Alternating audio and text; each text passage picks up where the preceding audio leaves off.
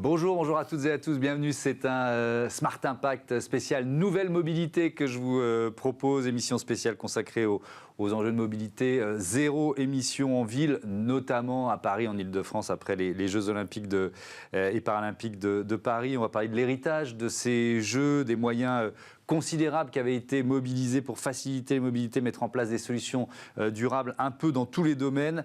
Ce grand événement a-t-il permis d'accélérer l'adoption et le déploiement des mobilités durables en Ile-de-France? Voilà notre grande question. Et pour en débattre, j'accueille Adélaïde de Tourtier. Bonjour. Bonjour. Bienvenue, vous êtes la directrice RSE de PwC France et Maghreb. Et Mathieu Gardy, bonjour. Bonjour. Et bienvenue à vous, le fondateur et président de Hype, que j'ai déjà reçu avec plaisir sur ce plateau. Je commence avec vous, Adélaïde de Tourtier, sur ces enjeux de mobilité pour une entreprise comme PwC France. Ça représente quoi ? Alors, ça représente une bonne partie déjà de notre empreinte carbone, Ouais. puisque c'est près de 40%. Alors même si avec le Covid, ça a un peu baissé et qu'aujourd'hui, c'est l'informatique rejoint le déplacement, mais ce sera peut-être l'enjeu d'une autre émission. Mais voilà, donc c'est quand même un de nos plus gros postes d'émissions carbone et nous nous sommes engagés à les réduire de 50% par rapport à une référence 2019. Ouais. Donc voilà, donc c'est À un gros 50%, à quelle échéance ? Alors à 2025, donc Ouais, donc c'est là. c'est demain. Ouais. Et scoop, nous y sommes parvenus. Vous y êtes déjà ? On y est déjà. Ouais. On y est déjà. Maintenant, il ne faut pas que ça remonte. Ouais. Et notamment sur les transports en Ile-de-France, puisque c'est de cela dont on parle aujourd'hui. Nous, on a à peu près 6000 personnes en France, mais il y en a près de 4000, je pense, sur l'Île-de-France, en tout cas, qui servent les clients. Et on a quand même déjà divisé par deux ces déplacements et notamment développer d'autres mobilités.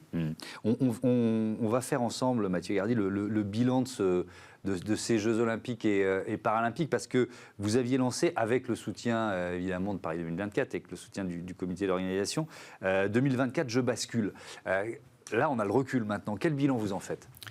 Alors, on est très satisfait du bilan parce que ça a permis, et c'était l'objectif, d'enclencher une continuité dans la dynamique des JO qui était extrêmement positive. Ouais. Donc, parenthèse enchantée des JO avec un vrai risque derrière que ça retombe et que ça ne redémarre plus. Donc nous, tout l'enjeu, c'était de travailler sur l'héritage et de faire en sorte que cette flamme se poursuive et que cette dynamique se poursuive. Donc c'était vraiment tout l'enjeu de 2024 Je bascule.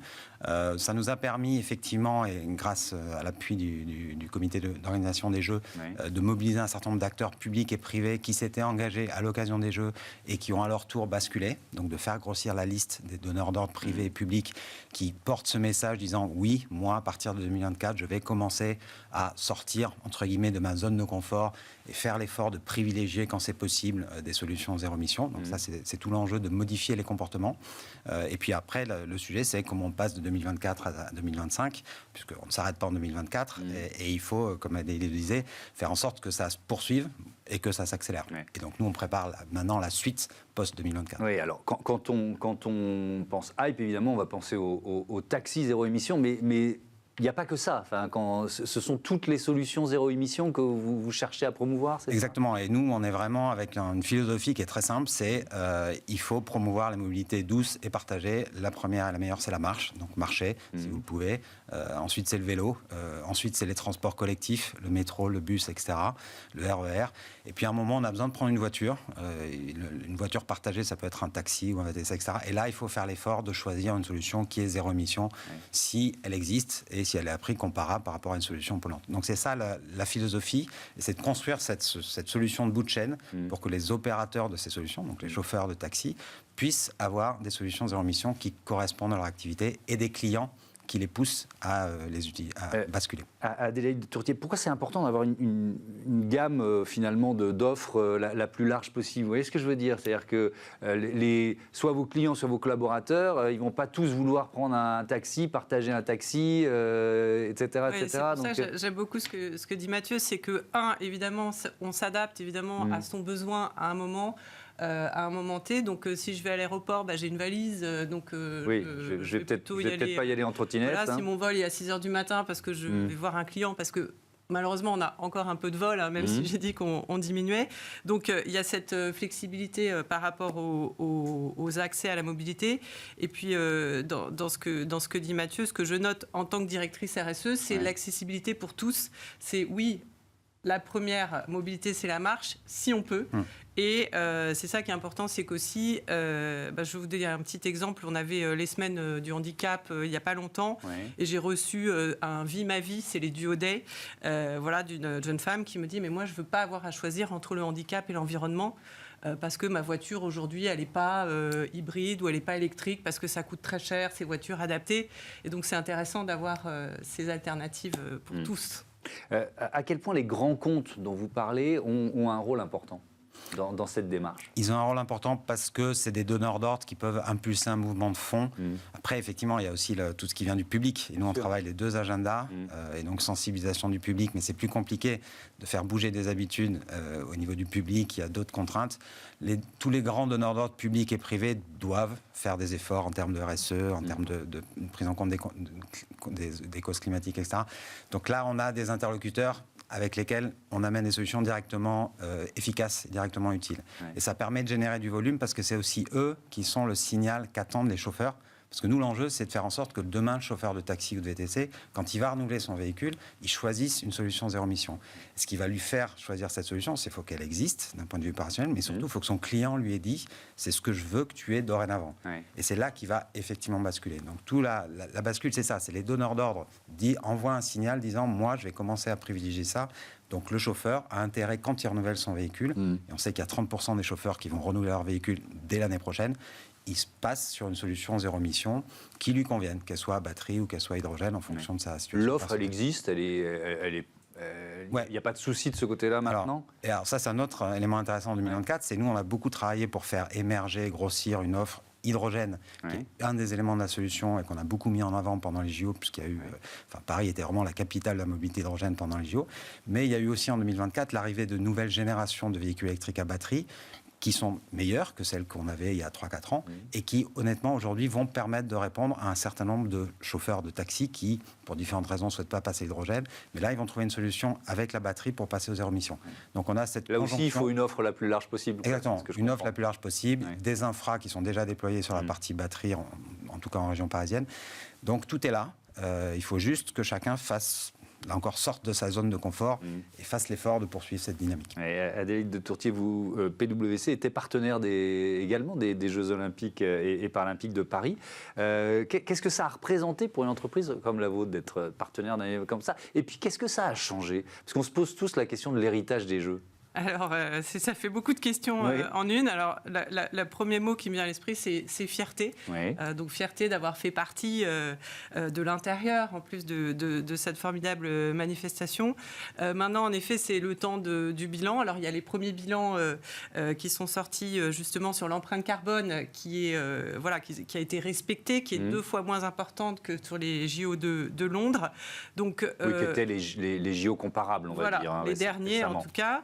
Et ce que ça a montré, c'est que finalement, c'est possible. Donc, dans une approche projet déjà globale, d'avoir fait de la réutilisation, de l'économie circulaire, voilà, tout ce qui a été acheté a été réutilisé, revendu. Et puis, sur les transports, en effet, ça nous a montré... Alors, je ne sais pas si ça a accéléré, mais ça nous a montré que c'était possible, puisque on a pu tous, enfin, en tout cas ceux qui étaient là, voir que ça se faisait de façon très fluide, tous ces déplacements. La mobilité douce était mise en avant et c'était facilité. Donc oui, c'est possible. Maintenant, c'est un petit peu dans le conseil, on aime bien faire des pilotes. Donc c'était un pilote géant pour la région Île-de-France. Maintenant... dans le conseil, et Mathieu connaît aussi le secteur du conseil, il faut mettre à l'échelle. Et c'est là l'enjeu. Effectivement, mettre à l'échelle. Et alors, en vous entendant et en partageant l'expérience des Jeux, j'ai souvenir de ce bilan côté RATP, SNCF, 100% des trains arrivés à l'heure, etc. Vous voyez ce que je veux dire? Ça a été possible pendant les Jeux. Et puis, on est revenu au quotidien. Donc, c'était quoi? C'était juste plus d'argent? C'était une volonté collective? Qu'est-ce qui fait que ça a été possible? C'était plus d'argent, plus de moyens, une volonté collective, je pense que c'est le plus important. Et comme l'a dit Adélaïde, ça a été la possibilité de réaliser un vrai pilote géant en conditions réelles qui préfigure ce qu'est la ville de demain. Et donc oui, ça va être un accélérateur parce que tout le monde a vu, ressenti, pour ceux qui avaient la chance d'être présents, ce que pouvait devenir une ville comme Paris avec un environnement de mobilité beaucoup plus mutualisé, beaucoup plus apaisé. Et donc, si on veut que ça continue 2025, 26, 27, etc., c'est quoi le levier le plus important pour vous? Le levier le plus important, on sait que les pouvoirs publics poursuivent leur agenda. La mairie de Paris, la région Île-de-France, ils ont leur agenda d'héritage et ils vont le poursuivre. Il faut que les donneurs d'ordre privés poursuivent aussi tout l'effort qu'ils ont fait en préparation des Jeux et qu'ils mettent en œuvre l'héritage des Jeux à leur niveau. Et c'est ça qu'on les aide à faire. On les aide à identifier des moyens de construire cet héritage de façon pérenne sur, notamment le premier poste, on l'a dit, on le voit dans les rapports qui sont sortis la semaine dernière, le premier poste, c'est les transports. Alors, une partie des transports qui est difficile à éradiquer, qui est la partie avion, qui est significative. Ouais. Mais ensuite, il y a tous les transports locaux. Et sur tous les transports locaux, on le disait tout à l'heure, les solutions. Donc le vrai enjeu maintenant, c'est comment on fait bouger les comportements pour que ces solutions soient appropriées, que tout le monde s'approprie ces solutions et les utilise. Ouais. Qu'est-ce qu'il faut, quel levier le plus efficace pour vous? Parce que si on parle de la promotion du zéro émission, c'est l'incitation, c'est la répression, parce qu'il y a la question des vignettes, des critères, de l'interdiction des centres-villes aux voitures, etc. etc. Qu'est-ce que vous pensez promouvoir, vous? Alors nous, notre philosophie, l'incitation. L'exemple. L'exemple. Montrer l'exemple, montrer que c'est possible et créer les conditions pour faciliter le mouvement des autres. Donc pas montrer un exemple inatteignable, mais au contraire, définir des solutions qui permettent à chacun d'accompagner ce mouvement-là. Et c'est ça qui est compliqué, c'est la gestion du changement, enfin c'est vraiment un concept de consultant, mais on a la solution, comment on fait en sorte que les gens l'adoptent sans la repousser. Donc c'est pas la répression, il y a une forme d'incitation, mais c'est comme quand on éduque ses enfants, c'est l'exemple, le fait d'être un exemple, de leur montrer que c'est possible, de leur montrer comment on peut faire.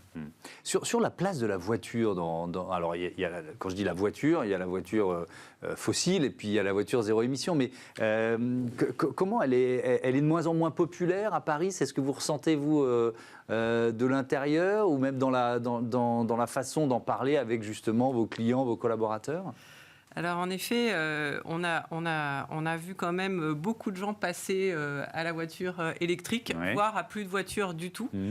Donc ça, c'est clairement quelque chose qu'on constate même partout. Enfin là, je suis venue en vélo sur ce plateau. Il n'y avait personne dans les rues, il n'y avait pas de voiture. Et l'autre jour, j'étais au feu. J'étais derrière un bus à hydrogène et devant moi, il y avait derrière moi, il y avait un taxi électrique. Je me suis dit, la rue est calme. C'était une grande avenue. Donc oui, évidemment, ça change. Et ça change parce qu'il y a les solutions. Et les entreprises, elles peuvent aussi justement donner ce coup de pouce.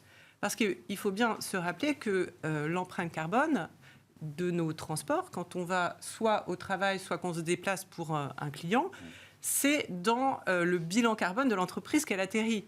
Et comme l'entreprise, elle est challengée par ses parties prenantes, aujourd'hui, il y a des banques qui vous prêtent de l'argent si vous atteignez certains objectifs carbone. Donc, finalement, si vous n'avez pas d'argent, vous ne pouvez pas développer. Donc, quelque part, d'avoir les solutions qui existent d'un côté, c'est indispensable parce qu'on ne peut pas inciter les gens s'il n'y a rien. Mais il y a aussi c'est cet écosystème qui pousse nos clients, les banques, aussi nos collaborateurs, évidemment, qui sont très demandeurs. Ouais.